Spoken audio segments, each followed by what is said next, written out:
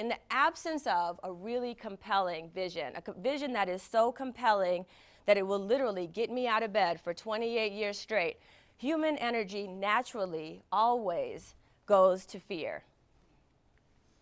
Always. In the absence of a compelling vision, human energy goes to fear. And fear is not, oh, I'm afraid a bear is going to attack me. Fear might be, I'm afraid of being vulnerable. I'm afraid of being called a racist.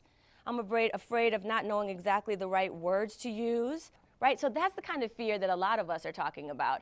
It's not, I'm afraid for my physical safety all the time necessarily. Sometimes it's just the little tiny areas of vulnerability. So how do we get to a place where at a macro level, or at least at a critical mass level, we can have a sense of what is the aspirational direction so that then we can start building a path that doesn't have to be perfect. It's not about perfect or graceful all the time, right? But it is about where is it that we're trying to go and why? And then how do we support each other in getting there? Ain't no way there but through this.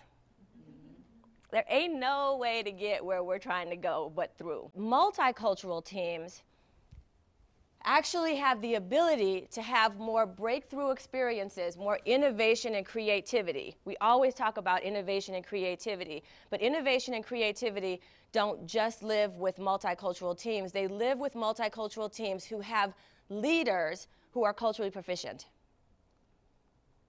And it doesn't matter what color those leaders are. And it doesn't matter what the sexual orientation is of those leaders, and it doesn't matter what the gender is of those leaders, et cetera, et cetera.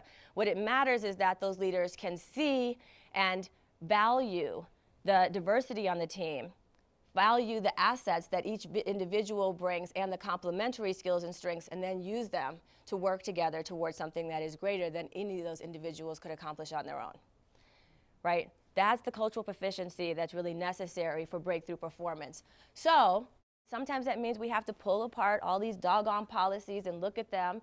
It's a more process, but it's worth it because, and you know why it's worth it? Because it's in the service of our vision. That's why it's worth it. Because it's so doggone compelling that not doing it is not an option, right? And as long as we are anchoring to aspiration, then even the hard work associated with backing up, slowing down, admitting mistake, correcting wrongs, even that stuff is worth it because because it will get us to where we're trying to go, and where we're trying to go is not optional. It is so doggone compelling. And as long as we keep that in mind, I think we can get there.